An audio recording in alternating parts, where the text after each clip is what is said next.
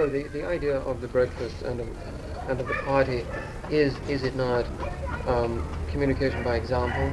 Yes, it is. Can you explain that? Well, just like the breakfast program was implemented last year, it was a need for the breakfast program, so the only way was to do this by example. This was creating the breakfast program in the midst of the community. And the people, the interested people come to the breakfast program and participate in it, and they learn how to do take over the programs and run it themselves. The same as a Liberation School or a free health clinic. And all this is by example. What would happen to these kids if they didn't have a breakfast as set up by you? Well, it continues to go hungry if there wouldn't be no breakfast program out there. That's,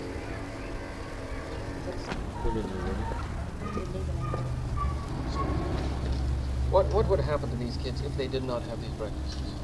What it would, like I said before, if they wouldn't eat, they just would continue to go hungry. But we do see a need, that there is a need for a breakfast program, and the government won't make one of these programs to feed the hungry kids. It leads back to the same old thing that I said before. They just be hungry. Also, we know too that the breakfast program and feeding the children breakfast in the morning is their first and main meal, and with some children they may not get another meal. And we feel that this is relevant to the Black Panther Party, free breakfast for school children.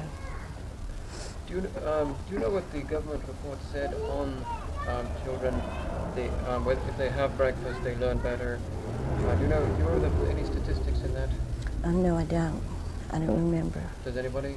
Well, I know that the government has taken many surveys to see if there are hungry children, and doctors, medical doctors, it's a proven fact that if children don't get breakfast, then they fall asleep in class, and we've known children to go to school and have teachers bring children to the breakfast program and tell us that the child will pass out in the classroom because of not enough food, and make a point to bringing the child to the breakfast. But the government has spent quite a bit of time in taking surveys and going door to door and asking the people, do their children get breakfast? And this is the problem with the government, is that they want to vacillate and spend a lot of time making a lot of unnecessary rhetoric about children being hungry, when it's a fact. If you walk down the street, you can see a child hungry. A child maybe will go into a store and take a bottle and buy a few pieces of candy to try to suffice for some of that hunger in the morning.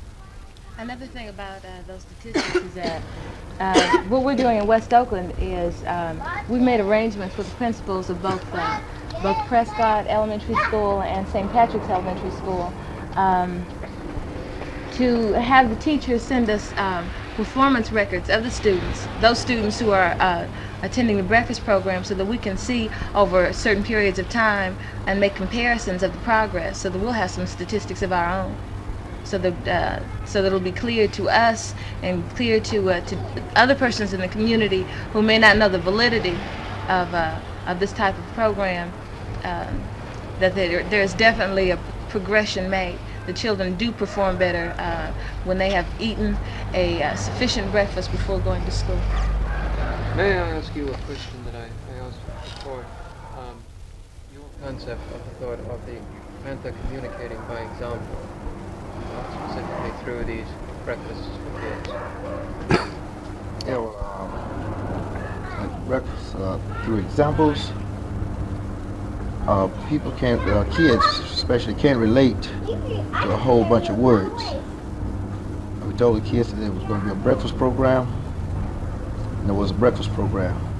They can relate to that. Like in the past, kids have been told different things, and all they got was words. Well, they couldn't relate to words. So when we said a breakfast program, and then they were fed, they could relate to this. And I also I went to 5 schools over in San Francisco, talked to the teachers concerning the kids, and they reported that since the breakfast program had been in effect, over 2/3 of the kids that they'd had problems with, they didn't have those problems with them. It wasn't hard to get along with anymore. They learned better, and it was more alert. How many kids in the San Francisco area do you feed? At present feed around 60 every month. In the area? Yeah, there were 60 there this morning in one school, I was at. But how about in all the schools together? All the schools together in San Francisco? The area. Oh, well, San Francisco, they come from different parts of the city. So have a breakfast location that's in the Fillmore district. But the kids come from the Hunters Point area, Double Rock, Sunnydale, and the Fillmore. And this goes to show the need for the breakfast. When the kids come from that far just to get a breakfast. Well, it's Hunters Point, Double Rock, and Sunnydale. It's approximately 5 miles across town. And these kids come over to get breakfast and go all the way back across town to school. The last thing I wanted to say before I left was that the question was asked earlier as to whether or not we were feeding as many children as we would like to, and the answer is definitely not. We realize that the number of children we feed every morning is very, very small in proportion to the number of hungry children.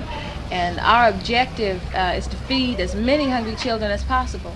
And as I stated before, we will do this by whatever community means available, and that is by community organizations, by community people, so that we will help people wherever needed who are interested in starting a breakfast program, because we have a number of things that we've experienced, and we'd like to share our experiences with people so that they will not make the same mistakes that we did, so that they will be better adapted at starting a program.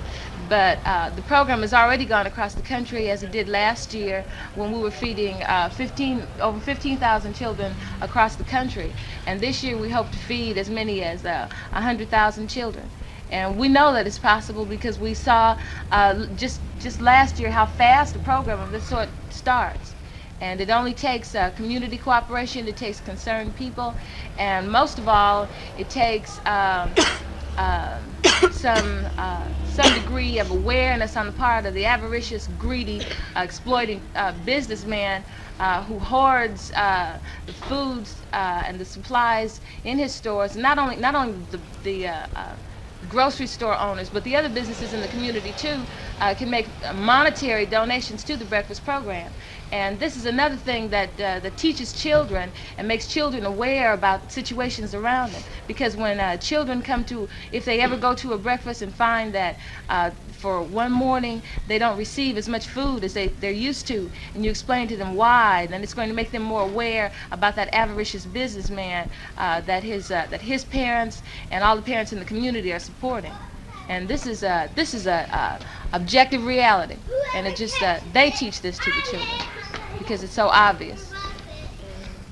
Not only the businessmen, but the ministers and the pastors of the churches in the community. They won't get up off their churches for little petty reasons like the children might dirty the walls and things like this. And like we had one to tell us that there weren't really hungry children, and they believed in feeding the children behind the back, you know, like hiding it. And we know that this here isn't gonna solve the problem. That's just one child or maybe two children that they can feed this way. And we wanna feed all hungry children within that community, our community. Another example that we've been having out in East Oakland for the last week is we have junior high school kids now coming to the breakfast program. And evidently it seems that it's reached that far that once you get the junior high school kids interested in the breakfast program, then you know you're making some kind of progress. Like last year we had the smaller kids. This year we're starting to get to the junior high school kids by the example that was set in the community for breakfast school children. And also about like the reverends and the pastors of churches. Like we have out here in East Oakland, St. Bernard's Church, where we had a beautiful program last year. As Father Garcia, he refused to have a breakfast program this year, and we don't believe that it's just the whole congregation of the church. It's just him, because he approved of it last year, but we knew that he really was reluctant to have it there at this church. Is that part of the general harassment of them? Well, I think that it's harassment to the people, because the people go to the churches and give donations to the churches and give tithes and 10% and more of what they make off of welfare checks. And the pastors and preachers in the community simply refuse to let the Black Panther Party, the children of the community, and mothers and fathers of the community use their church facilities for a breakfast program. So that I think that it's harassment to the people and a harassment to young, hungry children, you know. When a pastor actually has the nerve to tell a child that I'm not going to let you use this church because I don't believe there are any hungry children. All right, I was. A sugar baby. So my mother called. Yeah. Why the breakfast? Why the breakfast? Well, it's very simple, because there are hungry children in the community, and a hungry child can't survive if it can't eat, and a child can't learn going to school on an empty stomach. So that there's a necessity for a free breakfast program, so that we can give children, you know, a free breakfast and a breakfast that's nutrition. How does the system of breakfast work through the Black Panther Party? Why through the party specifically? Well, no one else. The government hasn't taken it upon themselves to give away free breakfasts to children. So we just serve hungry children in the community on their way to school. Do you do anything else with children after the breakfast? Slightly older children, do you do anything with them? We take them to school. No, I mean as a party, not as parents. No, we take them to school. We've had a liberation school where older kids have come and the younger kids are there too. Like that isn't like after the breakfast, but it's an extension of the breakfast. And like being the vanguard party and being aware of the needs of the people, we're aware that there was a need for free breakfast for the school children. And being here to serve the people, we recognize that need and just fulfill it.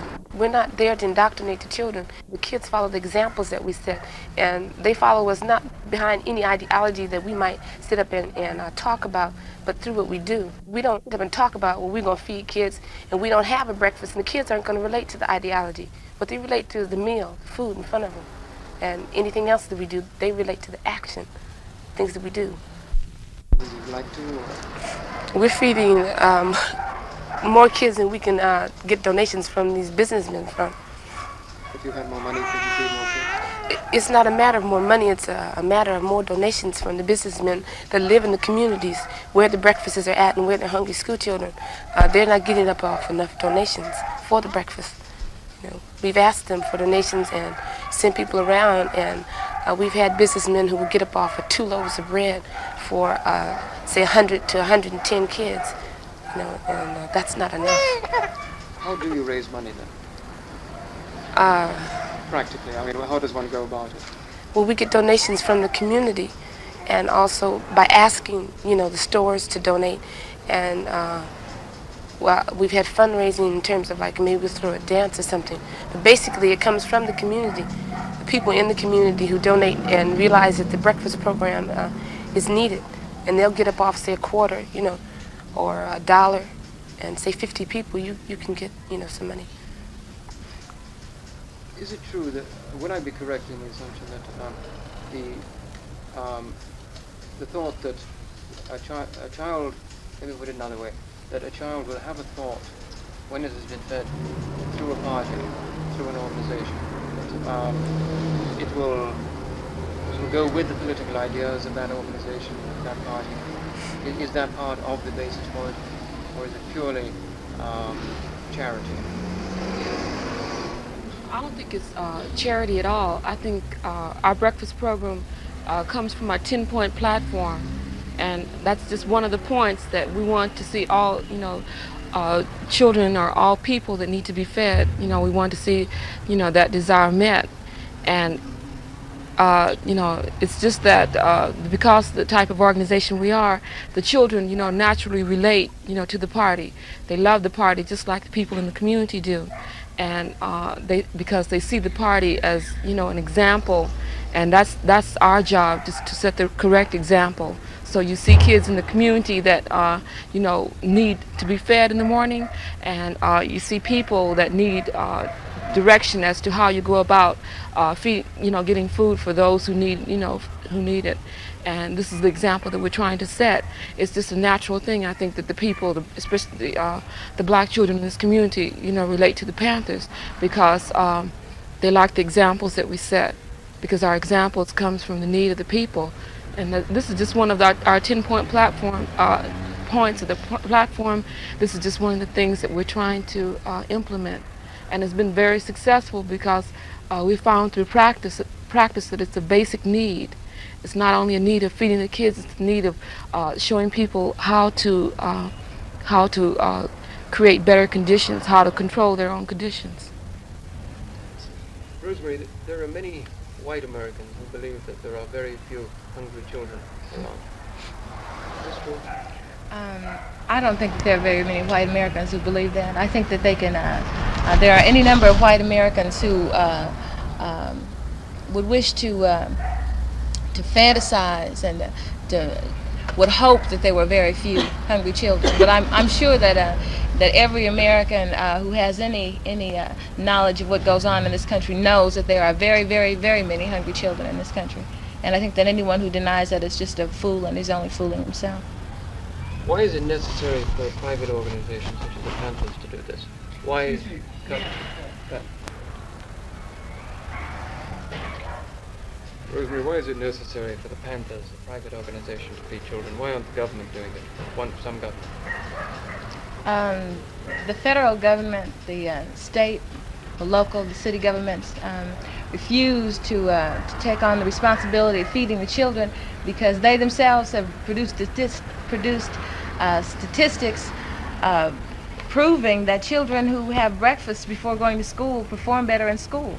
And it's obvious that their intention is to see that those children who are most likely to be hungry, those children who come from lumpen proletarian and proletarian families, who are the makers of the revolution, are not fed, and that their performance is kept what they believe to be below par. They want to do everything possible, including going to the extent of starving our children, to see that these revolutionary elements in our society do not produce, do not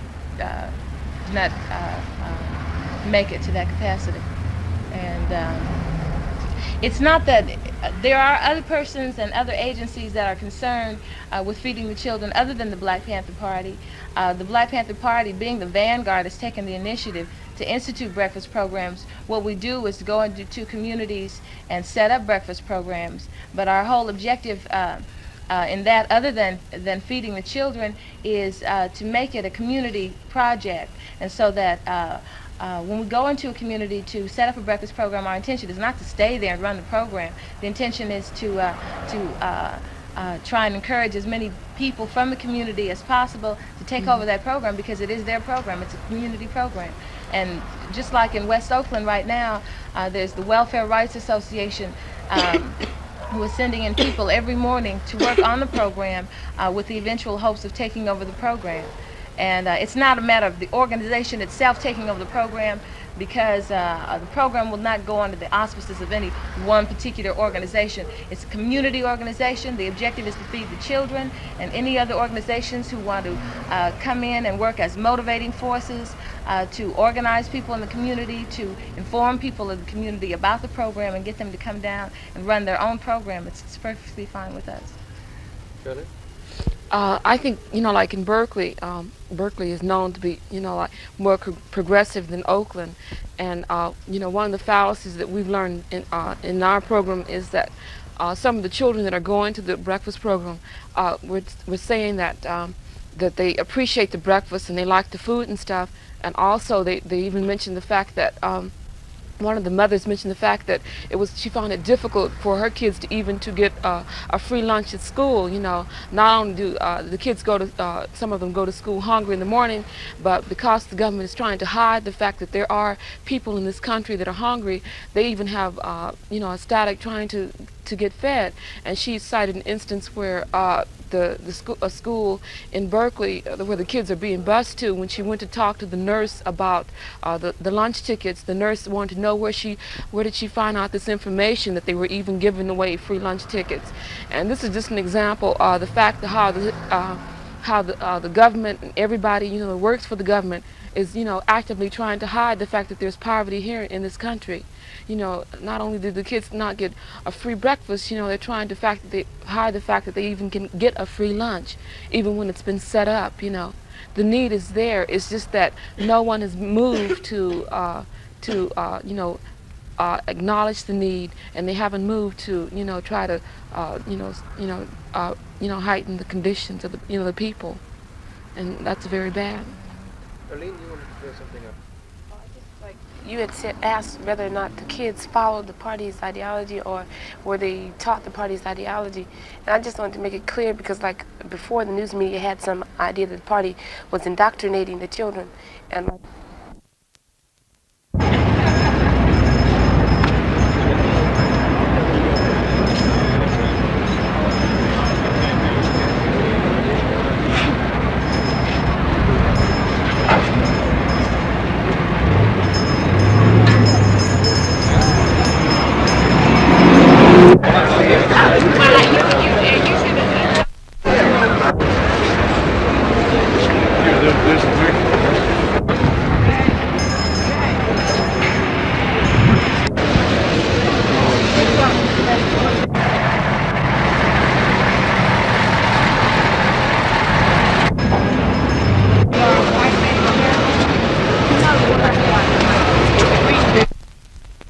Black Monday will be known to City Hall, to Sacramento, and to the Justice Department in Washington. As of this, we are not here. Let me make it crystal clear. Everybody first say all power to the people. All power to the people. All power to the people, because the power is yours, and you're going to take it. I want to say first that I wasn't in first than the Black community has united. Right now we're going to close. Come on to another community organization that has recognized the people that we are political. Sandra? Hi. I got a mic right up there. Hi, love.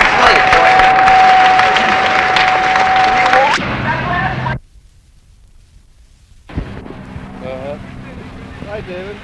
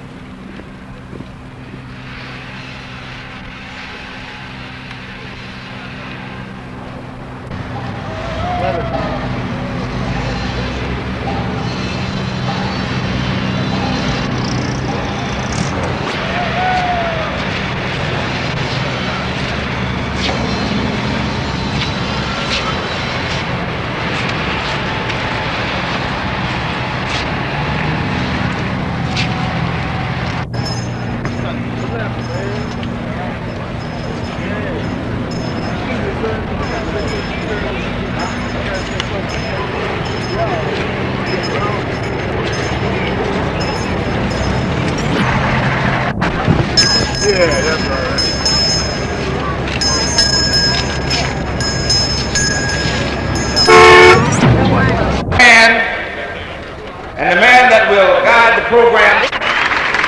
There are those who think that down here today we have come purposely to perpetrate some kind of incident, to give somebody some kind of excuse to condemn and to exercise violence on our community. We are going to prove that if any violence goes on here today, it will be done by them and not by us. Now all of us know that we are Monday, now known as Metro Squad and the TAC Squad up in San Francisco. And this is just one of the newer armies that have been brought into the black community. And as we have been saying, the Black Panther Party is the prime target, but they are rapidly moving on the rest of the black community. And that is why we are united, and that is why we must unite, because we cannot stand these oppressive foreign troops in our communities. Monday morning at approximately 5 o'clock,